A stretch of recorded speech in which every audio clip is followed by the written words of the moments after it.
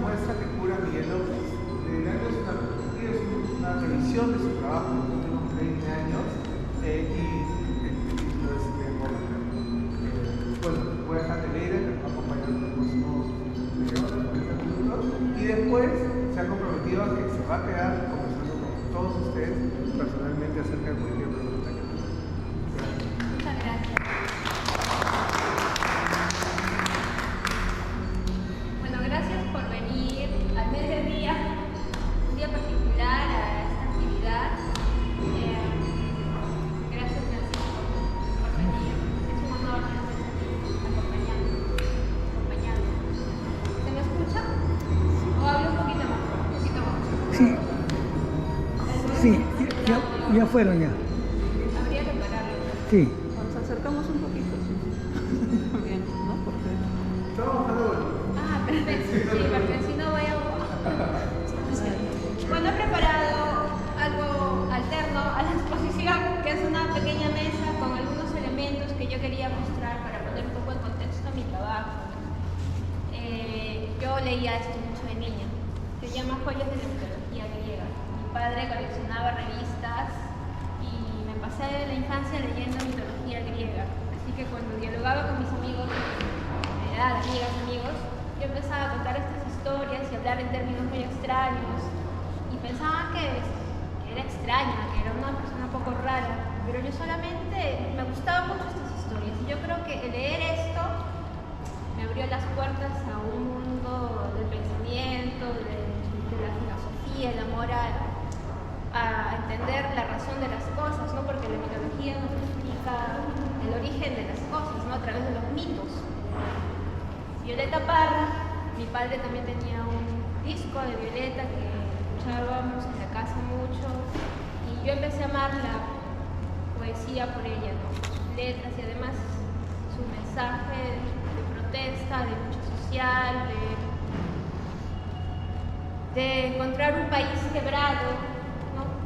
De vivir ese momento político, social y transmitir eso a través de su música. Fue importante para mí a los 9, 10 años, la edad que tiene mi hijo. También he traído estos cuadernos que son de mi madre, aquí presente, Honoria. Son sus cuadernos escolares. Los guardo como pequeños tesoros y que me han servido de inspiración también para yo hacer mis propios cuadernos. Ella estudió corte y confección y estos eran también sus ejercicios. Y como ven, hay una cercanía, los colores, ¿no? El rosado de tela de los ejercicios de mi madre. Yo pienso que todo esto es muy inconsciente y me estoy dando cuenta al hacer esta visita guiada, al ver esta muestra que Miguel ha curado y que me ha puesto en una situación de una mirada nuevamente a todo lo que he caminado para llegar a presentar esta obra. Quise también traer mis cuadernos de bocetos para que tengan una idea de cómo es que empieza un poco uno a trabajar. Estos son bocetos de unas jaulas que están en la segunda sala. Yo hago bocetos muy simples, ¿no? Casi nada de detalle, trabajo muy seriado. Es algo que también la muestra me ha hecho reconocer. Yo trabajo mucho en series, no puedo hacer una obra única.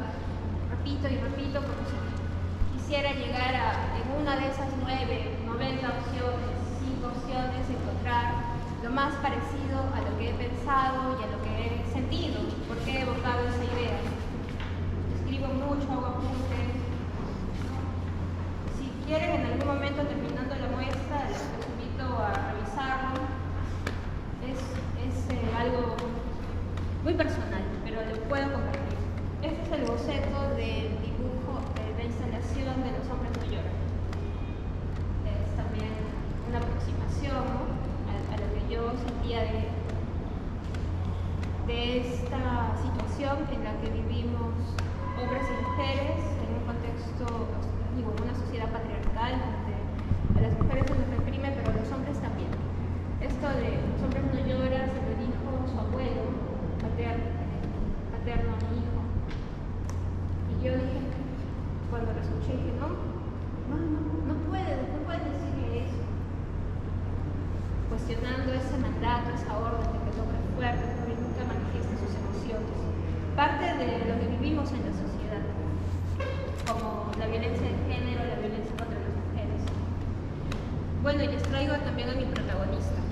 Yo hace muchos años hacía stop motion. He dejado un poco de hacerlo, pero claro, la muñeca como un objeto con el que las mujeres jugamos desde muy pequeñas y a través de ella empezamos a cuidar, a hacer un ejercicio de lo que en el futuro vamos a tener que hacer, ¿no? Cuidar, limpiar, no hablar, estarte bonita, quietecita, tranquilita. Y era algo que yo también sentía que no era lo que yo quería hacer. Al terminar la muestra vamos a volver igual a este espacio y ahora los acompaño a que vayamos al primer espacio. Si tienen alguna pregunta, comentario, por favor, sí los invito a que puedan manifestar.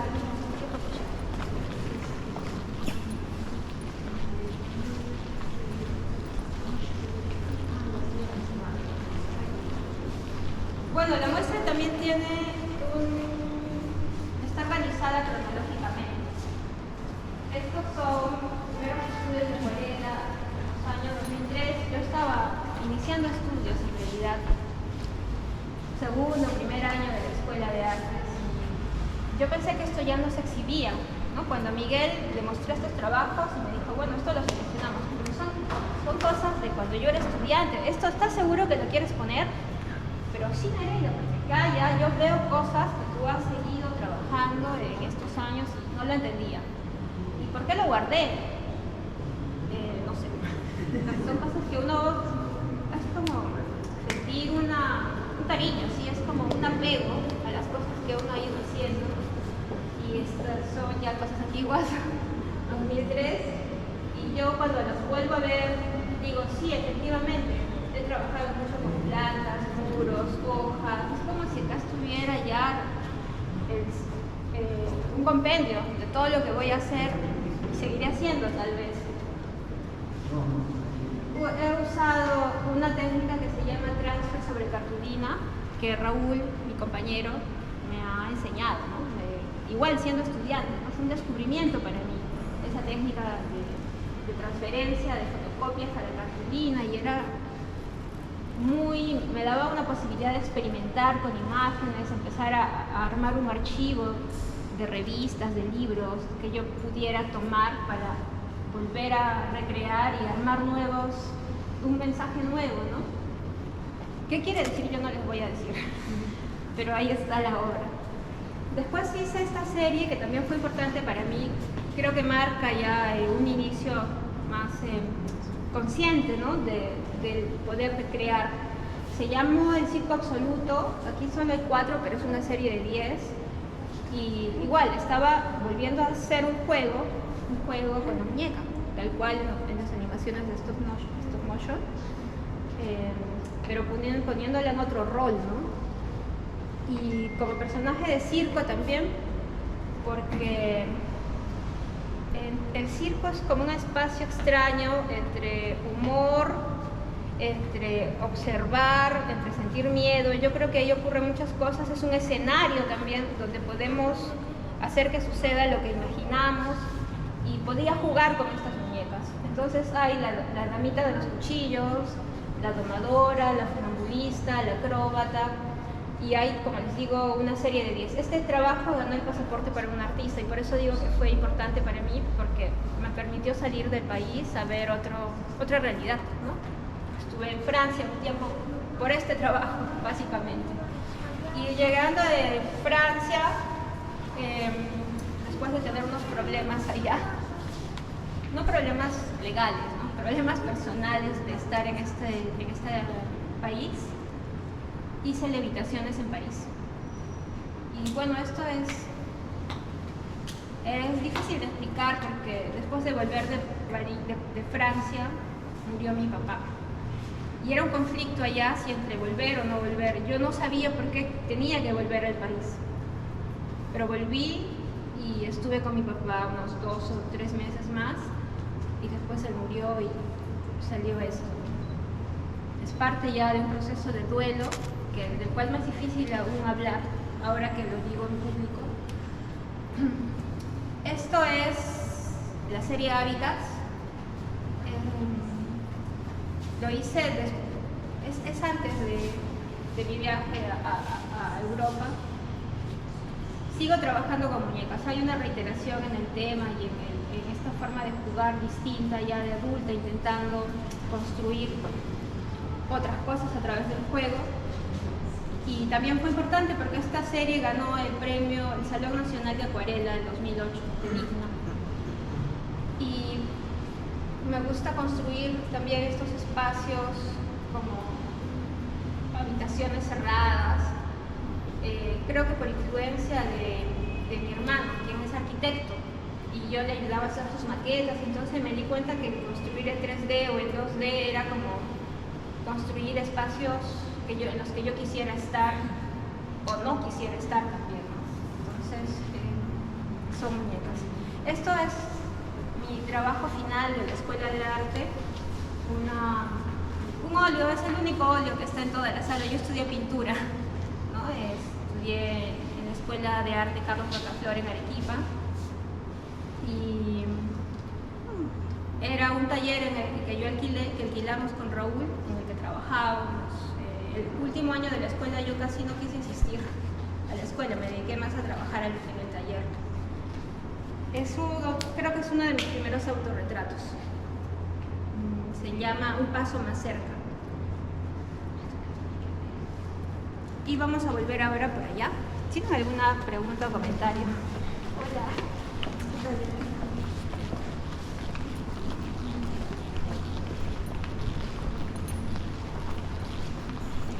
Cosas que hice en acuarela son espacios, como les mencionaba ya, habitaciones con muebles antiguos, y es la primera vez que inserto hilo en la pintura.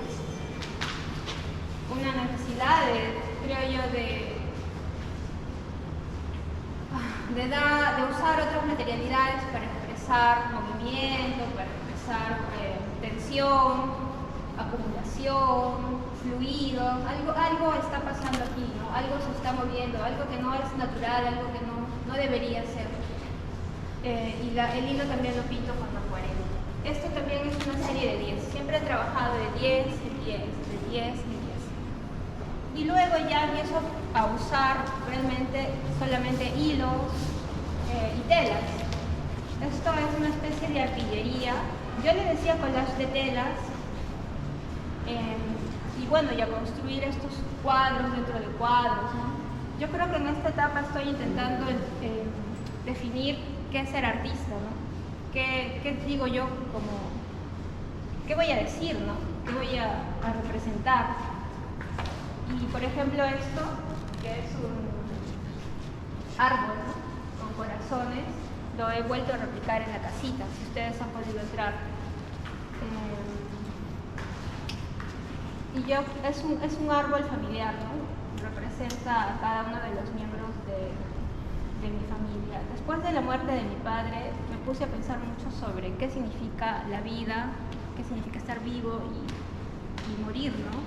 Cómo transitamos eso y cómo vivimos ese duelo de los que aquí quedamos, ¿no? Esta es una historia que mi padre me contó sobre el cultivo de la papa. Se llama El viaje de la semilla y fue una de las últimas cosas que él me contó, ¿no? Cómo es que sucedía esto en las comunidades de Puno, de Mañazo, de Ilave. Y yo tengo ese recuerdo claro de haber visitado el altiplano y ver las chacras con flores amarillas y flores moradas, ¿no? Las nubes, el cielo azul hermoso. Y bueno, es ya un intento de entender qué significa semilla, ¿no? Semillar, sembrar, asociado al origen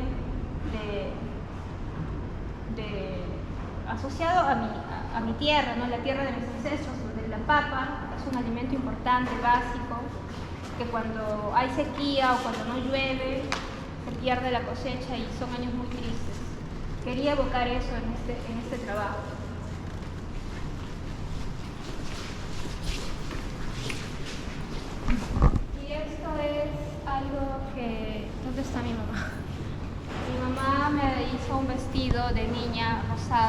ella es costurera.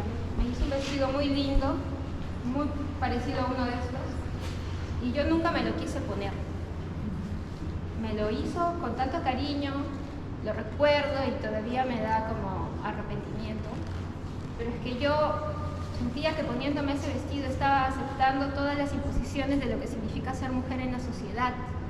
Entonces, cuando le negué eso a mi madre, no fui explícita diciéndole no quiero usar esto, pero simplemente me negué. Y ahora que estás aquí presente, madre, creo que este trabajo es una respuesta a entender por qué no me quise poner ese vestido rosado y a cuál de estos tal vez yo pertenezco, ¿no? El síndrome de Turner es una enfermedad que hace que los caracteres sexuales de las mujeres, caderas, senos, no se desarrollen. Entonces pierdes tu identidad, ¿no? A través de la apariencia, ¿no? Y está acompañado de este trabajo, que son páginas, ¿no? Como tratando de poner un énfasis, qué significa ser niña, qué significa crecer, qué significa ser mujer. Son preguntas, solo son preguntas, y creo que intenté hacer que uno de estos sea de uno de estos vestidos en los que yo tal vez pueda realmente estar. Era un ejercicio de entender por qué tenemos que usar este vestido rosado. Bueno, y de ahí empecé, ya hasta el 2012, a trabajar un poco el tema de la educación a través de los cuadernos cuatriculados, son cuadernos escolares, y hacer ejercicios escolares sobre ellos, ¿no? Este trabajo ganó el premio del Banco Central de Reserva el año 2012. Y lo veo de tiempo en tiempo. Tiene muchas preguntas, tiene muchos detalles, yo los invito a observarlo con cuidado, ¿no? Hay mucho. Solo lo que podría resaltar en esta visita es que es uno de los primeros trabajos en el que a través de ejercicios escolares como responde las preguntas, dibuja, hace una tarea, repite, empiezo a recrear este espacio educativo, ¿no? De la orden, la imposición de qué debemos hacer, cómo debemos pensar. Es algo que siempre me ha molestado mucho y mi trabajo me permite hacer lo contrario, tener una respuesta distinta a ello. Me hubiese gustado que me pregunten quiénes somos, o repetir esta frase, ¿no? El pensamiento no sabe nada, no sé. O cuestionar la existencia de Dios, de un Dios, ¿no? Siendo muy niña, o observar más la naturaleza, tener una forma de estar mucho más observando, ¿no? El entorno, no con la rapidez y la inmediatez de ahora, ¿no? De no estar en un sitio completamente, ¿no?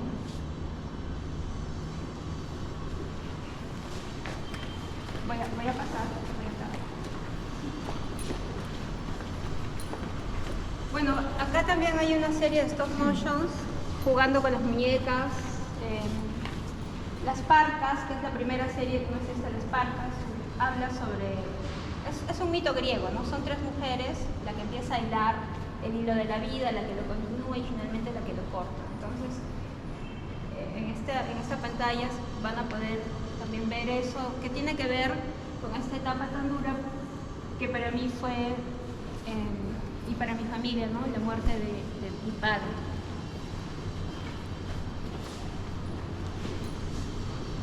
Y bueno, en ese momento no podía realmente dibujar, no podía pintar, sentí que estaba completamente bloqueada de procesos de expresión, ¿no? Recién terminando la escuela, viviendo un luto,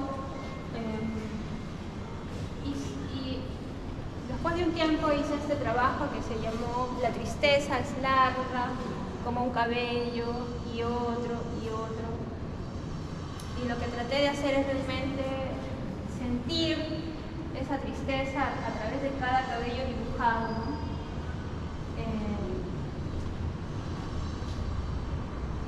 Larga. El trabajo mide 6,40 metros. Nunca he hecho algo tan grande. No lo he vuelto a hacer.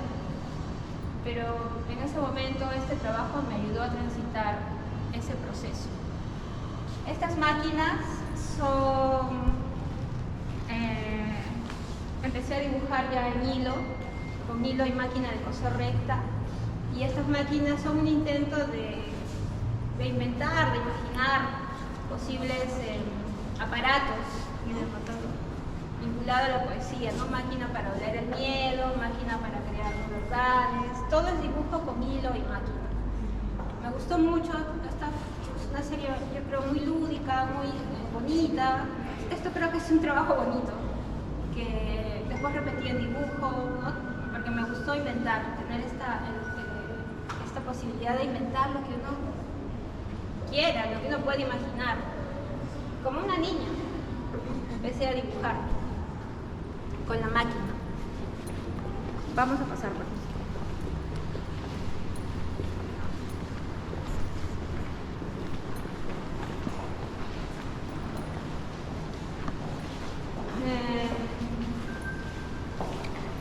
Bueno, y otro aspecto que yo creo que Miguel ha centrado bien en la exposición es el desarraigo, este proceso de migración de mi familia y cómo ha marcado nuestras vidas, y no solo la mía, ¿no? Yo hablo de la mía porque es lo que puedo contar o mencionar a través de mi trabajo. Yo creo que es algo que nos ha pasado a muchas personas, en el sentido de sentir, de qué hemos perdido cuando nuestra familia ha migrado. Y en mi caso yo pensar también qué ha significado, qué hemos ganado con eso. Esta fotografía que me la tomó Raúl representa esa mutilación, el corte, ¿no? De mis trenzas, ¿no? De las trenzas que llevaron mis abuelas, mis tías, mi madre, y que ya no uso más, ¿no?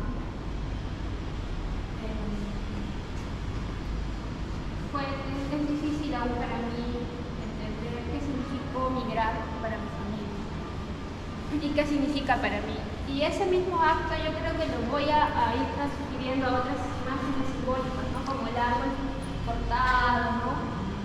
Pero que aún le brotan hojas, ¿no? No ha muerto, ¿no? Está vivo todavía. O un árbol que engrosa, que crece y que llegar a viejo se llama esta silografía. Hay una reiteración de esta mutilación, de este corte, de este estado de no saber dónde enraizar, dónde crecen tus raíces. Y bueno, está asociado a sentimientos también, ¿no? Este vestido, que también es una jaula, literalmente es una jaula, o la casa, ¿no? El hogar, también es una jaula, cierra, oprime.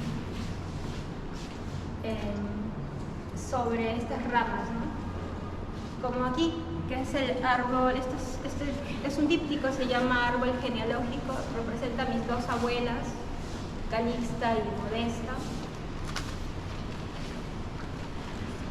Sí, porque no quiero olvidarlas, quiero nombrarlas, evocarlas y agradecer que gracias al esfuerzo vital que hicieron, estoy aquí hablando de su esfuerzo, de su vida. Y así un poco llegamos a un espacio que habla sobre la memoria nacional, política, social, invitada por su madre internamente. Mi padre, aquí en esta vitrina lo van a poder ver, juntó por más de 20 años unos periódicos que guardó en casa por muchos años, que cuando había una lluvia muy fuerte, él resguardaba los periódicos, los subía, mi casa era precaria, ¿no? Se inundaba y los ponía en una mesa, rescataba los periódicos. Nos mudamos de casa, mi papá cuidaba los periódicos y cargaba primero los periódicos, ¿no? Con cuidado. Mi papá murió y nunca hablé yo de qué era eso con él. Mi mamá quiso deshacerse de cosas de mi padre Y yo dije, por favor, esos periódicos que yo los he visto tantos años, guardados, cuidados, no puedo verlo yo tampoco ahora, madre, pero dame un tiempo y voy a revisarlos.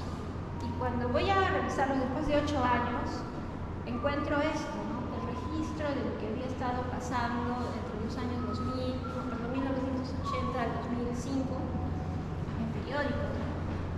Una historia que ya no recordamos, que ya no queremos recordar, que ya no queremos mirar, pero que estuvo ahí y que yo creo que repercute de una forma directa en lo que estamos viviendo actualmente, hoy, en estos días en nuestro país. Me puse a revisar esta historia, a leer testimonios, a leer artículos periodísticos y no pude más que sentir dolor, porque lo que el periódico contaba era la historia de poblaciones asesinadas, de inclusión, del ejército, todo el conflicto que yo sabía que había pasado, pero que no tenía más idea de lo que había escuchado, lejano. Decidí hacer con esto una muestra que se llamó El fuego de los niños y tomar los registros fotográficos de estos periódicos para construir obra que dé cuenta de todo eso que se ha vivido y no lo olvidemos y reflexionemos sobre lo que ha significado nuestra historia pasada y reciente, como la protesta social. Esto se llama el Pueblo Unido. La protesta social porque yo vi a mi padre sindicalista, vi a mi madre también, ¿no? Organizados, exigiendo, proponiendo, pensando en colectivo sobre qué queremos hacer, cómo podemos avanzar, qué necesitamos para exigir a las autoridades. Y quería poner esto que a mí me llamaba la atención en contexto, ¿no? El tipo de sociedad en el que en ese entonces vivíamos, la escasez de agua, la inflación, son imágenes de estos periódicos. Y también estos poemas que son caligramas, o como aquel otro pasaje familiar o mensaje grave que está al ingreso de la sala, fueron construidos con recortes de estos periódicos, de los testimonios, de los artículos. No son mis palabras, son palabras de ese tiempo, que mi padre me legó y que yo creo que me acercó a este tipo de trabajo sobre archivo y sobre conflicto social, ¿no? Tan necesario de denunciar. Y bueno, y tomando ese mismo archivo hice este video, bueno, es el que sigue, se llama El fuego de los niños, con todos los titulares de estos periódicos, ¿no? que llamaban igual mi atención y que dan cuenta de la realidad de ese tiempo. Por aquí, por favor.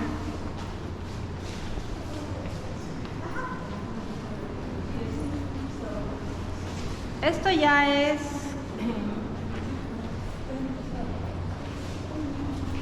poco la conclusión de mi trabajo. Siento que la educación es algo que hay que cuestionar, pero que también hay que empezar a trabajar. Y yo he construido esta obra escolar que se llama La Utopía de la Educación. Janet, que he trabajado con ella un proyecto en Casa de la Literatura, me invitó a hacer parte de un proyecto llamado Acordes Azul, donde había una escuelita, el CUNO, el Centro Escolar 881, donde se intentó acercarnos a nuevas formas de pensar, de transmitir conocimiento, de jugar, de cuidar el alma de los niños, para que puedan transitar y vivir su infancia creativamente, en libertad, felices. Y estoy tan orgullosa de eso que quiero contarlo. Quiero que la educación sea eso, un espacio de experimentación, un espacio de creatividad, un espacio de juego. Y he intentado a través de estos cuadernos escolares de los años 80, 90, volver a esa época de infancia, para ya que no me ordenen lo que tengo que aprender y escribir y decir, sino para hacer lo que yo quiero en el cuaderno. Dibujar, escribir, garabatear, romper, porque eso he hecho en mis cuadernos, en muchos otros cuadernos. Están estos dibujos que también en lugar de solo consignar nuestras partes, ¿no?, de anatomía humana, escribo poesía para reconocerme yo también a través de la poesía. Está este cuerpo de mujeres, la serie de perdón, acabo de ver a Silvia. Bueno, me distrajiste, Silvia. No, perdón, Silvia, está bien. Se llama Silencio, ¿no? Y es un imperativo al que yo me he visto entre no de niñas, sino ya también de adulta. Calla. Me pongo al lado de ellas para también tener la fuerza de estas niñas y mujeres que tienen que resistir esto cotidianamente, ¿no? Que tienen que soportar, que tienen que transitar por esta violencia que nos hemos sometido a estas mujeres cotidianamente. Es muy duro. Y ahora que yo digo a un hombre, eso también me pone en otra perspectiva de todos estos cuestionamientos y construyo esa obra que les enseñé en boceto, que se llama Los hombres no lloran. Como una sombra que se proyecta sobre los hijos varones, ¿no? Sobre nosotras mujeres también, porque van a ser los padres de nuestros hijos, de nuestras hijas. Se complementan, es la primera vez que las dos obras se muestran juntas, hombres y mujeres hablándonos sobre el patriarcado, sobre la violencia de género.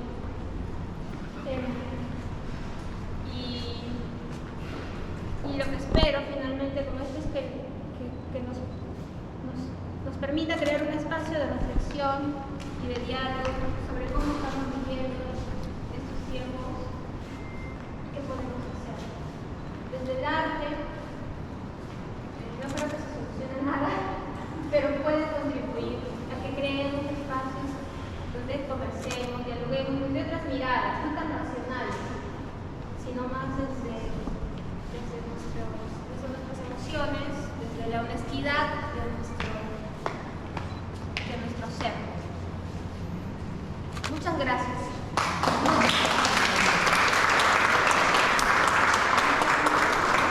Y quería llevarlo nuevamente allá para terminar, sí, porque esta pieza es importante. Esta es la última ya de la que voy a hablar. Se llama Ira Colonial.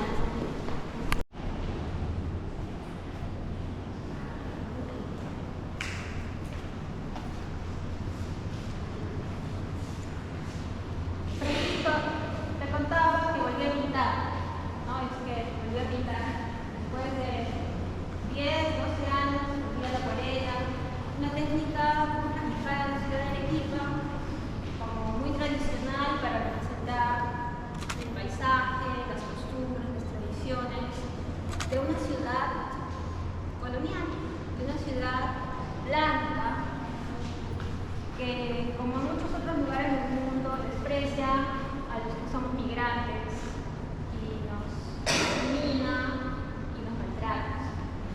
Esta pregunta me la hizo un niño acá en Lima, cuando yo tenía 10 años, 11 años, vine a actuar. Yo estaba en un grupo de teatro. Estaba en un lugar que yo creo que era San Isidro Miraflores, y un niño se me acerca y me mira y me hace esta pregunta de una forma que yo no entendía. ¿Por qué me hablaba así? ¿Por qué me miraba así? No lo entendía. No lo entendía. Y lo entendí como después de 20 años. Cuando recordé eso que me pasó y pude hacer este trabajo, que es un muro de sillar, pero un muro de sillar sucio, un muro de sillar de las invasiones, de la periferia de la ciudad de Arequipa, construido con cemento, porque el muro patrimonial de sillar de las iglesias es blanco, completamente blanco, no usamos otro tipo de amalgama. Hice este muro de cemento, con sillar, y grafiteé esta pregunta, ¿no? ¿De qué parte de tú no eres? Para reivindicar de de qué parte de Puno somos, de qué parte de Puno soy. Y reconocer a través de esta pregunta también quién soy finalmente. Y también en el contexto en que la hice, asesinatos de 19 personas en Juliaca y de más de 50 personas en todo el país que protestaron contra lo que vienen haciendo, ¿no?, en nuestro país, la corrupción, contra el olvido, contra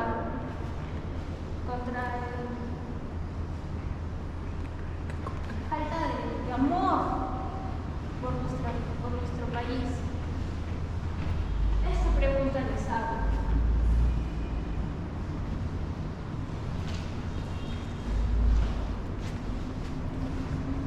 Gracias.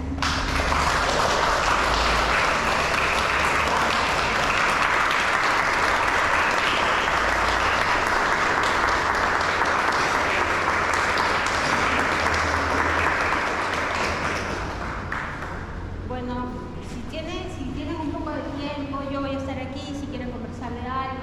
Yo sé que algunos también ya se retiran. La visita guiada dura 40 minutos y he pasado por algo muchas cosas. Estoy aquí para escucharlos ahora, si tienen algo que decir. De arte de mujeres en el mercado de la ciudad de Arequipa. Si tengan tiempo pueden ver este registro y con ellas bordamos. Hicimos estos bordados de sus árboles genealógicos. Fue un proyecto hermoso del que aprendí mucho y del que me saca también de mi ensimismamiento para proyectar estas posibilidades del arte a la comunidad. Ahora, este Sebastián y quiere que les hable.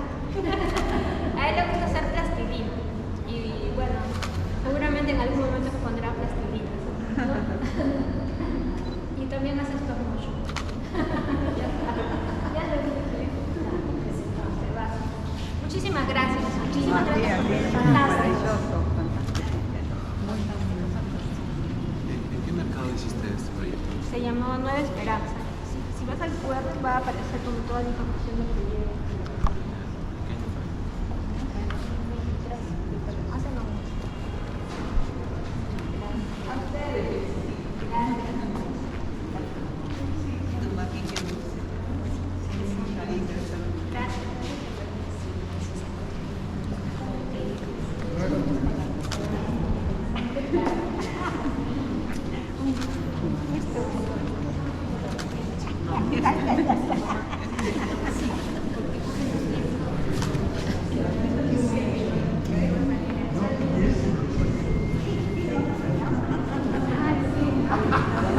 Debí contar, ¿ves? Pasa que cae. Debí contar. Debí contar. Oye, ¿hiciste? Sí, es un trabajo. ¿Cómo está tu hija?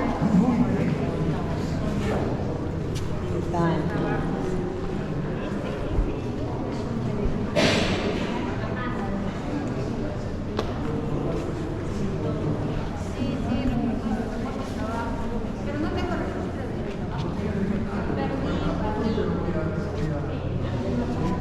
Bien, gracias. Felicitaciones. Bueno, chao, joven. Chau. Chao. Gracias. Me despido.